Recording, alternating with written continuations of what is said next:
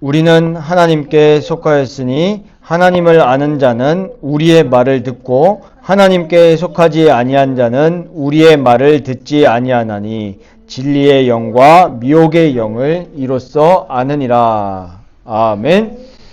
네, 오늘 오예배 설교, 벨직 신앙고백서 설교는 5조와 6조, 이제 정경과 또 그리고 정경과 외경의 차이를 가지고 우리 설교를 나눌 텐데요.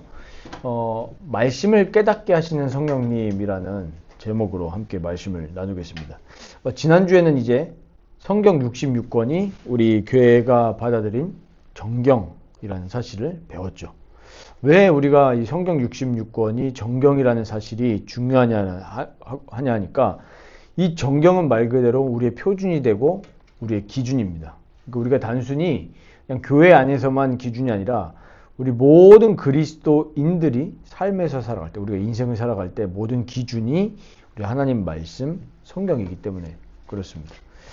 그래서 우리가 이 캐논이라고 했을 때 우리의 모든 가치 판단의 기준, 또 그리고 행동의 기준, 우리의 신앙의 기준이기 때문에 말세짐할 때에 제일 미혹해 하는 게 뭐냐면은 결국에 우리의 기준을 흩어버리는 겁니다. 그래서 사실 우리 교회 밖도 마찬가지잖아요. 이 세상도 결국엔 지금 요즘 제일 많이 핫한 이슈가 동성애 이런 것들이잖아요. 동성애라는 것이 결국에는 왜 죄냐라고 하니까 하나님의 기준에 벗어났기 때문에 죄예요. 왜냐하면 하나님은 성을 만드실 때 이성, 남성과 여성이 사랑하도록 하나님이 그렇게 만드셨지 동성 간의 사랑을 만드신 적이 없거든요. 물론 이제 동성 간에도 이제 뭐 우정 이런 건 있죠. 우리가 프렌드십이죠. 그런데 우리가 결혼할 때 어떻게 결혼하라고 했습니까? 남자와 여자가 결혼하는 거예요. 그게 하나님이 만드신 법입니다. 근데 그거를 벗어나는 거예요. 왜 벗어납니까? 하나님의 말씀이 우리 삶의 표준이 되고 기준이 되는 게 아니라 우리 이제 감정. 그 감정이 어디서 온 거죠? 죄악된 감정에서 온 겁니다. 그러니까 우리가 죄를 잘 알아야 되는 것이 성경이 죄를 얘기하잖아요. 죄는 모든 부분에 비참함을 가지고 왔습니다. 그러니까 사실은 우리가 동성애를 죄라고는 우리가 분명히 하나님 말씀에 말씀하고 있기 때문에 죄로 봐야 되지만 동성애자에 있어서는 어떻게 해야 되겠죠? 긍휼함으로 봐야 됩니다. 왜냐하면 하나님의 법도에 어긋나서 살아갈 때는 반드시 한계와 여러 가지 문제들이 올 수밖에 없거든요. 그러니까 어떤 육신의 정욕을 쫓아서 동성애를 선택했을지 모르겠지만 거기서 오는 비극과 비참함은 말할 수 없이 크거든요. 그럼 그들에게 있어서는 우리가 긍휼함과 사랑을 가지고 가야 돼요. 그래서 우리가 이제 조금 이게 진짜 미묘한 부분이거든요. 이러다가 이제 정지로 갈 수 있는 가능성도 있죠. 그러니까 이제 우리가 이 기독교 신앙이라는 것이 이데올로기가 되는 순간 어떻게 되는 거죠? 네 편, 내 편이 되는 겁니다. 이렇게 되는 순간 옛날에 중세시대 때는 십자군 전쟁 이런 것들이 다 이데올로기화 돼서 그래요. 우리가 요한일서에서도 제일 많이 얘기하는 게 사랑이잖아요. 너희가 진짜로 이 예수 그리스도의 법도를 따르면 서로 사랑해라. 근데 죄는 분별해야 되는 거죠. 우리 지난주 주일 설교처럼요. 그래서 우리가 서론에서 잠깐 이 얘기를 나눈 이유는 이 정경, 우리 성경 66권은 우리의 기준이고 표준이다. 그럼 오늘 첫 번째로 하나님은 자신을 말씀으로 계시하시고 성령으로 그 말씀을 깨닫게 하신다는 사실입니다. 요한복음 1장 1절 아시죠? 한번 요한복음 1장 1절 한번 같이 보겠습니다. 다 아는 말씀이지만 한번 펴서 우리 오후 예배 시간에는 같이 좀 펴서 확인하면 좋겠어요. 요한복음 1장 1절 한번 같이 읽어보겠습니다. 태초에 말씀이 계시니라. 이 말씀이 하나님과 함께 계셨으니 이 말씀은 곧 하나님이시니라. 아멘. 네, 아주 잘 읽었네요. 우리 이로 어린이. 이렇게 어릴 때부터 말씀을 잘 읽어야 돼요. 이거 조금 좀 곁에 얘기지만 그 말씀을 읽으시고 또 기도할 때 꼭 소리 내서 많이 해보십시오. 제가 제 SNS에도 올렸지만 존 오웬이 그 성령이 이끄시는 기도 그 책에서 기도할 때, 왜냐면 하나님이 그렇게 정해 놓으셨거든요. 어떻게 해요? 소리 내서. 그 소리 내서, 물론 마음속으로 하는 것도 기도가 되지만 소리 내서 기도하는 유익이 되게 많아요. 그래서 성경 말씀도 우리가 물론 읽을 때 소리 없이 읽지만 좀 가능하다면 소리 내서 읽어도 굉장히 좋습니다. 그게 우리 마음에 딱 각인이 돼요. 그래서 이 말씀을 잘 읽으시면 좋겠는데, 기도할 때도 마찬가지고요. 태초에 말씀이 계시니라. 이 말씀, 로고스죠. 이 말씀이 하나님과 계셨으니 이 말씀이 곧 하나님이시니라. 예수 그리스도죠. 그 예수 그리스도께서, 말씀이신 예수 그리스도께서 육신이 되어서 이 땅에 오셨습니다. 성육신이죠. 그래서 하나님은 예수 그리스도, 요한복음 1장 14절에 보니까 말씀이 육신이 되어서 우리 가운데 거하심에 우리가 그 영광을 보니까, 예수 그리스도의 영광을 보니까 아버지의 독생자의 영광이요 그랬어요. 예수 그리스도가 오셨기 때문에 우리는 눈에 보이지 않는 하나님의 영광을 볼 수 있게 됐습니다. 그리고 그 예수님은 지금 육신의 몸으로 우리와 함께 계시진 않지만 성령 우리와 함께 계시죠. 그래서 요한복음 8장 보겠습니다. 요한복음 8장 31절 32절. 요한복음 8장 31절 32절. 같이 한번 읽어보겠습니다. 그러므로 예수께서 자기를 믿은 유대인들에게 이르시되 너희가 내 말에 거하면 참으로 내 제자가 되고 진리를 알지니 진리가 너희를 자유롭게 하리라. 아멘. 여기도 무슨 얘기 하시죠? 말. 예수 그리스도의 말씀 안에 거하면 제자가 되고 그 말씀을 통해서 우리가 뭘 알게 된다고요? 진리를 알게 된다. 그러니까 우리 인생의 진리 대신 예수 그리스도를 알게 되고, 그 예수 그리스도의 진리의 말씀은 우리를 모든 것에서 자유롭게 만든다는 겁니다. 그러니까 이 모든 것이라고 했을 때 우리가 고민하는 모든 것 있죠. 죽음, 그 다음에 뭐 경제에 대한 고민, 질병에 대한 고민, 또 뭐 취직에 대한 고민, 이 모든 것들의 답이 뭐냐면 예수님이라는 거예요. 예수 그리스도 안에 모든 답과 진리가 있습니다. 그러니까 예수 그리스도와 만나서 교제하는 것 속에, 그리고 예수 그리스도의 성육신과, 그 성육신은 곧 낮아지심이거든요. 낮아지심과 공생애와 십자가의 고난과 죽음과 부활과 승천에 우리 인생의 모든 진리가 다 거기 있다는 거예요. 그러니까 우리가 예를 들면 부활만 묵상해도요, 더 이상 죄에 대하여 살아갈 수가 없는 거예요. 왜? 이제 그리스도에 대해, 우리가 죄에 대해서는 그리스도와 함께 죽고 부활했다고 했을 때는 이제 하나님의 영광과 의에 대해서 살아간다는 것과 연결되거든요. 그러니까 진짜 부활 신앙을 가지면 죄에 대해서 살기보다 새하늘과 새 땅과 주님의 얼굴을 바라보면서 살아가고 싶은 마음이 들거든요. 그럼 어떻게 됩니까? 우리 아까 찬양했듯이 나의 모든 것 변하고요. 이 영어 제목이 뭐냐면 Everything is changed. 바뀐 거예요. 수동태로 기록되어 있죠. 주님이 바꾸셨으니까. 그럼 우리가 이 그리스도 안에 말에 거하는 거, 이게 우리의 제자도의 비밀이다. 제자는 뭐가 제자입니까? 그리스도의 말씀대로 살아가는 게 제자예요. 제자. 우리가 전도자라는 게 제자가 아니라 그리스도의 말씀 따라서 말씀에 순종하는 게 제자죠. 그리고 요한일서 4장 6절 오늘 말씀 봤죠? 하나님께 속한 자, 그리고 하나님을 아는 자는 우리의 말을 듣는다 그랬어요. 이 우리의 말이라고 했을 때 지금 이 사도 요한이 교회에서 전한 말씀이잖아요. 이게 그 당시에 사도들이 뭘 가지고 얘기했습니까? 구약 성경 정경 39권을 가지고 하나님의 말씀을 전했단 말이에요. 이 하나님을 아는 자는 하나님 말씀, 성경의 말씀을 듣고 하나님께 속하지 아니한 자는 우리의 말을 듣지 아니하나니. 그 당시에 이 초대교회에 무슨 사상이 들어와 있었냐니까, 이미 그 당시에 예수님이 승천하셨죠. 예수님이 승천하시고 얼마 되지 않았어요. 그런데도 뭐가 들어왔냐 하니까 이단 사상, 특히 영지주의 사상이 엄청나게 들어왔습니다. 그 당시에도. 그러니까 이 예수 그리스도와 공생애를 함께하고 죽음과 부활을 다 목격했던 사도들은 이 하나님은 말씀을 가지고 무엇이 진리인지를 변호하고 설교했단 말이에요. 그런데 많은 그 사상들이 교회 안에 침투해서 많은 성도들을 혼미케하고 미혹했습니다. 그런 자들은 하나님 말씀을 듣는다고요? 안 듣는다고요? 안 듣는다. 안 듣는다 그랬어요. 그래서 이로써 진리의 영과 미혹의 영을 알게 된다. 그러니까 진짜 진리의 영을 가지고 있는 성도들은 뭘 따른다는 거예요? 하나님 말씀, 성경을 따른다는 거예요. 그런데 미혹의 영이 들어오면 뭐냐? 교회 안에 있어요. 그런데 성경 말씀을 따르는 게 아니라 미혹하는 말을 따르게 되는 거죠.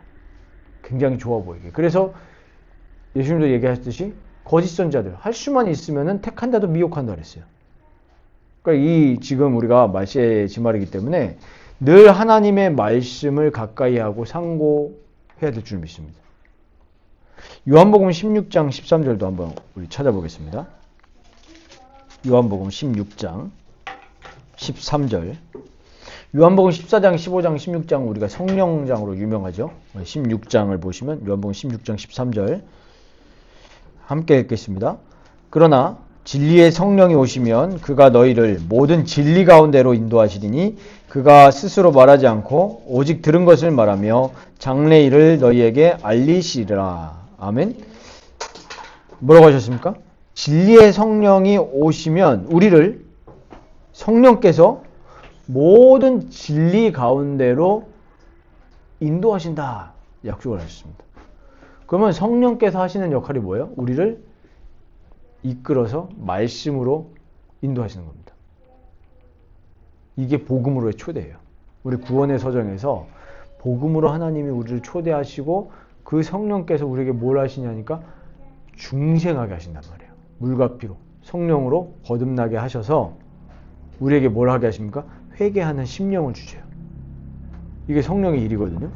그래서 하나님은 이 말씀으로 자기를 나타내시고 계시하시고 성령께서는 우리가 이 말씀을 깨닫고 진리 가운데로 이끌림을 받고 이 말씀대로 살아갈 수 있는 원동력을 주신단 말이에요. 그래서 우리는 뭘 간구해야 되냐 하니까 늘 진리의 영이신 성령, 우리를 이끄시는 보호하시는 보혜사 성령, 이 성령의 충만함을 간구하면서 성령의 충만함을 받으면 뭐가 된다 그랬죠? 내 증인이 되리라 그랬어요.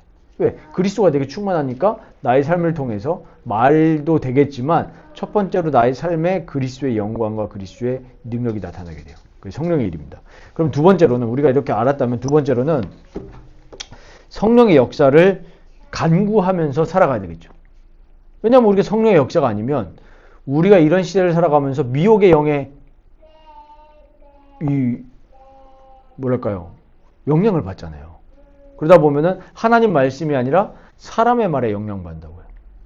그렇기 때문에 성령께 뭘 구하시냐 하니까 아까 우리 오전 설교 때도 나왔거든요. 지정의를 사용해서 기도해라.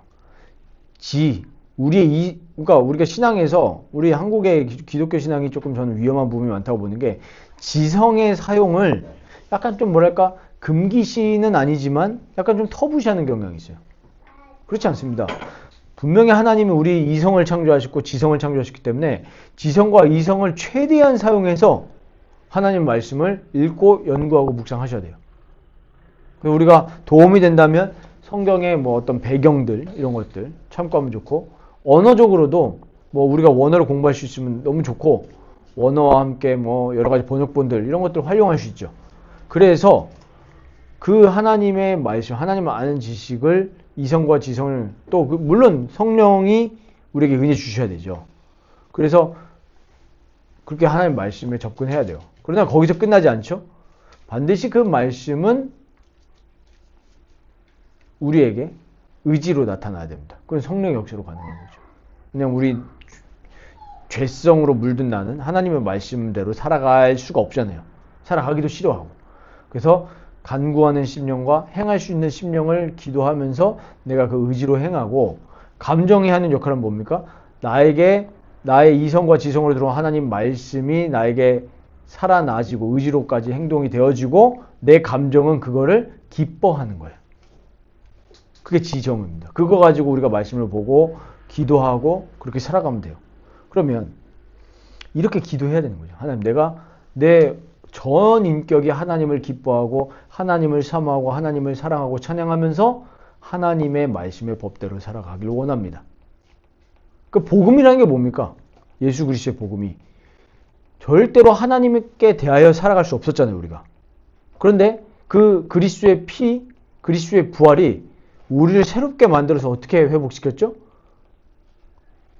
새로운 피조물로 만드셨단 말이에요. 고린도후서 5장 17절. 그럼 이제 우리가 어떻게 살아가게 될까요? 복음에 합당하게 살아가게 되는 거죠. 어떻게 살아가는 거죠? 그리스도의 형상을 이루면서. 완전하게 되는 거예요. 그래서 결론적으로 뭐가 나오는 거죠? 사랑이 나오는 겁니다.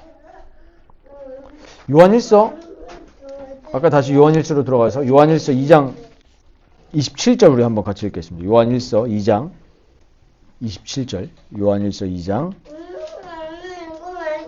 27절. 우리가 왜 성령의 역사를 간구해야 되는지 말씀하고 있습니다. 27절 같이 읽어보겠습니다.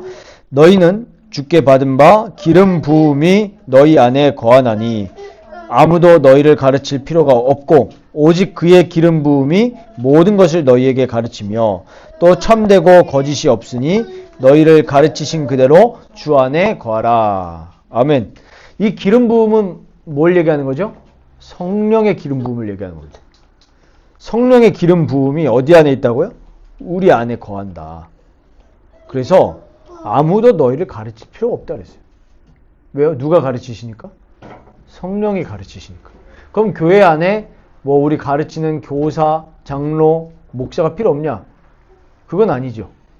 하나님은 그 직분을 통해서 성령께서 그 직분을 통해서 일하시는 거니까요. 그의 기름 부음이 성령이 모든 것을 우리에게 어떻게 하신다고요? 가르치신다. 깨닫게 하신다는 거예요. 그분은 참되고 거짓이 없습니다. 그렇게 해서 우리가 성령님이 나를 가르치시도록 기도해야 되는 거죠. 그리고 우리가 교회 안에 다른 지체들을 위해서 기도할 때도 어떻게 기도해야 되겠어요? 성령께서 가르치실 수 있도록, 성령께서 가르치실 수 있도록 그렇게 기도해야 됩니다. 그리고 우리가 믿지 않는 우리 뭐 형제 자매 아니면 혹시 내 친구들 기도할 때 어떻게 해야 되겠어요? 성령께서 그 영혼 속에 찾아가시도록, 긍휼을 베푸시도록. 그래서 죄사함을 받는 회개와 하나님의 은혜 속으로 들어올 수 있도록 기도해야 되겠죠. 그리고 우리가 성령이 우리를 가르치시게 되면 어떻게 됩니까? 그 진짜 주의 계명 안에 있는 게 맞다면 요한일서에서도 뭐라고 합니까? 의를 행하고 서로 사랑하게 된다는 것을 3장에 얘기하죠. 3장 10절 보세요. 요한일서 3장 10절 보면은 그 우리 8절은 잘 알죠. 죄를 진 자는 마귀에게 속한다. 마귀가 하는 일이 뭐냐? 인간으로 하여금 죄짓게 만드는 거예요. 근데 9절에 보면 하나님께로 난자마자 죄를 짓지 아니한다 그랬어요. 그러니까 하나님의 사람은 죄를 짓기 싫어해요. 그리고 10절에 보세요. 그러니까 죄 문제로 인해서 하나님의 자녀들과 마귀의 자녀들이 구분이 된다는 거예요. 10절에 보니까. 마귀의 자녀들은 죄 짓는 걸 좋아해요. 그리고 무릇 의를 행하지 아니하는 자는 또는 그 형제를 사랑하지 아니하는 자는 하나님께 속하지 아니하리라. 그러니까 우리가 진짜로 하나님께 속한 사람이 맞다면 의를 행하게 되고 형제를 사랑하게 된다는 거예요.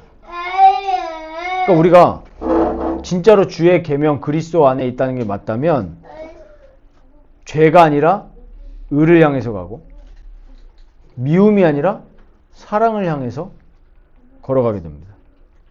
요한일서 3장 23절 24절 보세요. 그의 계명은 이것이니 곧 그 아들 예수 그리스도의 이름을 믿고, 이게 믿는 거죠. 그가 우리에게 주신 계명대로 서로 사랑할 것이니라. 그의 계명을 지키는 자는 주 안에 거하고 주는 그의 안에 거하시나니 우리에게 주신 성령으로 말미암아 그가 우리 안에 거하시는 줄을 우리가 아느니라 그랬어요. 예수 그리스도의 이름을 믿고 그 계명대로 살아가는 것이 우리 하나님의 사람입니다. 그래서 우리 성령께서는 우리에게 뭘 하시냐니까 그리스도가 성령으로 우리 안에 거하시는 것을 우리에게 깨닫게 해요. 이게 성령의 일입니다. 그래서 우리가 정리하자면 우리가 살아가면서 정말 성령의 충만함과 성령이 일하시는 거에 우리가 민감해져서 늘 말씀대로 살아가는 거예요. 그러니까 우리가 성령 충만하다라고 했을 때 자꾸 오해가 많은데 성령 충만하면 뭔가 굉장히 어떤 그런 이미지가 있잖아요. 파워. 그런데 그런 파워가 아니라 진짜로 성령으로 충만을 받고 성령의 다스림을 받으면 말씀대로 살아간다는 거예요. 하나님의 말씀대로. 그래서 계명을 지키는 거죠. 그 계명의 요약이 뭡니까? 하나님 사랑과 이웃 사랑으로 나타나게 돼 있어요. 진리의 말씀대로 살아가도록 이끄십니다. 그래서 우리 에베소서를 보면은 1장부터 3장까지 보면은 그리스도께서 우리에게 이루신 구원에 대해서 말씀합니다. 그래서 우리가 새 사람이 되었기 때문에 4장부터 6장까지는 뭐죠? 이렇게 살아가라라는 얘기예요. 그리스도 안에서 이렇게 살아가라. 그러니까 구원과 행함이 우리 신자의 삶에 동시에 계속 이루어질 수밖에 없는 거예요. 그렇죠? 우리가 참된 그리스도인의 모습, 또 교회의 모습을 회복해야 되겠습니다. 교회는 그냥 세상 공동체가 아닙니다. 그렇기 때문에 그냥 행함만 얘기하는 것도 아니고 그렇다고 해가지고 자꾸 영적인 것과 뭐 세상 거 분리하고 구원과 세상은 별개다 이렇게 또 가도 안 되는 거죠. 진짜 구원받은 사람은 성령 안에서 말씀을 사모하고 말씀 사모하면은 거기서 끝나는 것이 아니라고 그랬죠. 오늘 요한일서에 말씀대로 살아가게 된다. 계명대로 행하게 된다는 거예요. 그래서 율법주의와 율법 폐기주의도 여기에 있는 거죠. 사실은. 우리가 진짜 구원받게 맞다면 하나님 사랑과 인간 사랑. 하나님 사랑하는 건 우리가 자꾸 말씀을 읽고 그거 가지고 기도하고 또 찬양하고 이게 하나님 사랑이라면 그거대로 이제 살아가는 게 이웃 사랑입니다. 우리가 성령께서 하시는 일, 말씀을 깨닫게 하시고 우리를 말씀으로 이끄시고 진리 안에서 자유로운 삶. 자유라는 것이 방종이 아니죠. 진짜 자유로운. 우리가 죽음의 고통으로부터 자유롭잖아요, 이제. 왜요? 그리스도께서 부활하셔서 부활의 몸으로 보좌에 계신 걸 우리가 진짜 믿는다면 죽음이 두렵지 않죠, 우리는. 그리고 가난도 두렵지 않습니다. 왜? 우리는 기도할 수 있고 우리의 먹을 것을 하나님 채우신다는 걸 우리가 알잖아요. 하나님 말씀을 통해서. 그러니까 우리가 하나님 말씀을 가까이 하지 않으면 신앙이 굉장히 편협하게 됩니다. 근데 우리가 지난주에 봤던, 우리 2주 전에 봤던 마태복음 6장 본문을 보더라도, 내가 먹고 살 걱정 내가 안 해도 되는구나. 그렇다고 이게 열심히 하지 말라는 겁니까? 성경 전체로 보면 열심히 일하라고 했잖아요. 성실하게. 우리가 하나님의 성품을 닮아서 하나님 지금도 일하시잖아요. 그러니까 우리도 하나님의 성품을 닮아서 내가 맡겨진 그 소명, 나에게 맡겨진 소명에 최선을 다해서 일하죠. 하나님이 오늘 일하시지 않는다면은 오늘 해 안 뜨잖아요. 오늘 해 뜬 이유는 하나님이 살아계셔서 일하시기 때문입니다. 그렇죠. 우리도 그 성품을 닮아가게 되죠. 그러니까 우리가 성경을 읽고 묵상하면 성령께서 이런 걸 다 깨닫게 하신다고요. 그래서 우리 삶에 진짜 하나님의 원리대로 살아갈 수 있는 지혜와 힘을 주십니다. 그래서 우리 모든 라이프교회 성도들이 이 성령의 인도와 지배를 받아서 말씀의 지배를 받고 말씀대로 살아가게 되어지는 우리 참된 그리스도인으로 복인, 우리 시편 1편 말씀처럼 이 율법을 묵상하는 자는 복된 사람이라고 했습니다. 복 있는 사람이 이 율법을 묵상하고 그거대로 살아가는 사람이 복된 사람입니다. 악인은 뭐죠? 하나님 말씀 멀리하고 악인, 자꾸 죄를 따라가는 게 악인이죠. 근데 그 사람의 특징이 뭐죠? 바람에 나는 겨와 같다. 흔들리는 인생이 되는 거예요. 그래서 우리가 진리 위에 세워진 성령의 사람이 될 수 있도록 날마다 기도하시기를 바랍니다.